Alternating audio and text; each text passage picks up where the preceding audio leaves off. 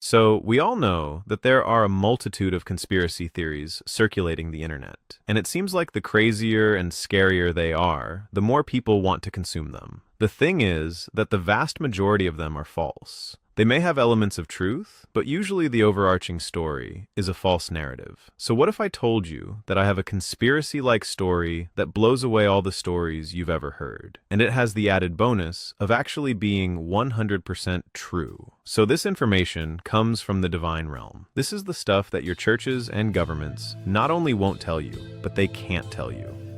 To be honest, I'm not even sure my dad wants me to tell you. But if he has a problem with it, I'll just have to deal with it when he hurls one of his lightning bolts at my dad. Didn't see that one coming, did ya? Anyway, go ahead and get on with your little video. What is it again? DoobTube. PubeTube. Oh yeah, YouTube. Okay, have fun. I guess the family All right, business thanks, Dad. wasn't good enough for him. I guess. Oh well. Anyway. Whatever. Okay, are you ready for the big reveal? Here we go. Congratulations, earthly humans! You are the owners of a great big, mad, crazy, terrifyingly scary alien invasion! Sorry, guys. I wish I had better news for you, but it's a bad one. They are up in here like termites on a wooden butt. Or like orange face paint on a convicted criminal. Anyway, I digress. So I know what you're thinking. If we're being invaded, then where are the alien spaceships and the laser blasts? And where are those green hotties from Star Trek?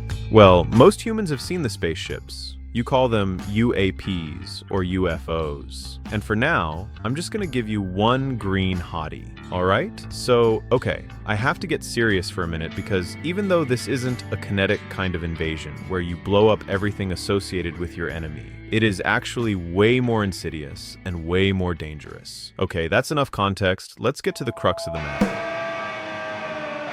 Here's a quick summary of what's going on.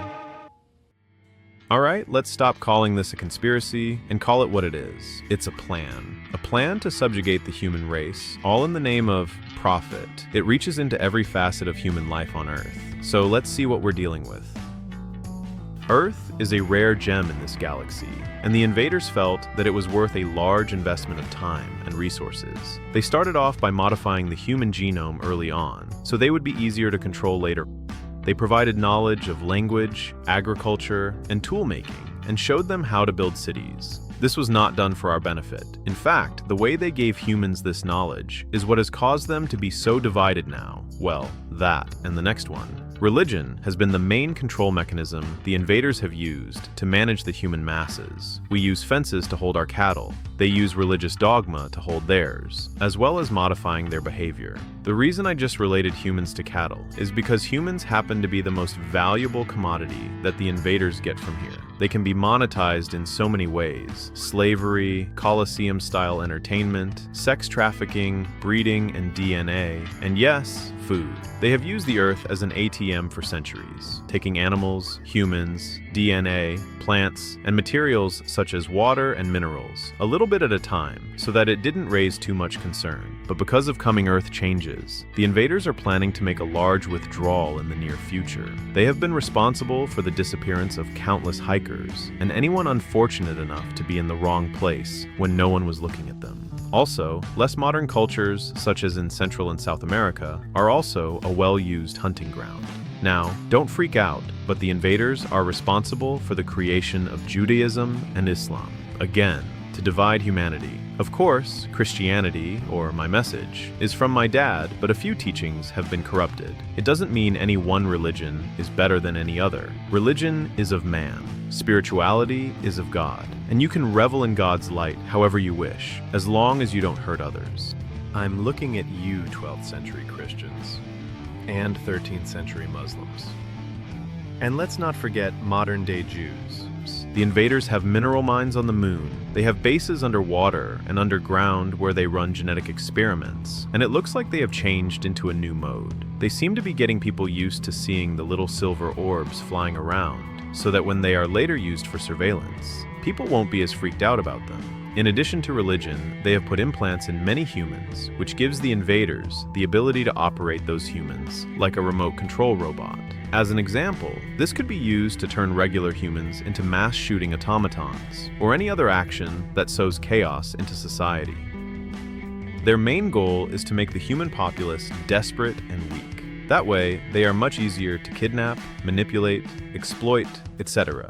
It's interesting, though, given all of those deep and profound explanations in internet lore of why they're here. Like they are here to save their race from a depleted genome, or they are time travelers from the future here to change their timeline to avoid some dark fate. Nope, none of that highfalutin crap. It's all about the Benjamins, baby. Hoo-hoo, yeah, baby. Yep, they just here to make some bank. Yeah, Rose know all about that. Ain't that right, Ricky?